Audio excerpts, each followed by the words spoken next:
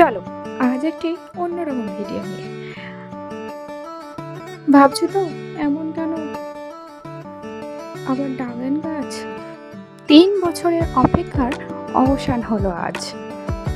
3 বছর গাছটি লাগিয়েছি, 2 বছর ফল এসছে, কিন্তু পাখিতে খেয়ে নিয়েছে।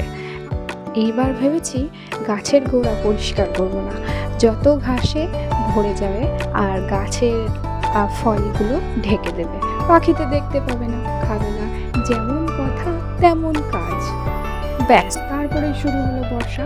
বর্ষাতে প্রচুর ফুল নষ্ট হয়ে যায়, ব্যাস একটা ড্রাগন গাছের ফুল থাকে ও এটা থেকে এই ফলটা হয়।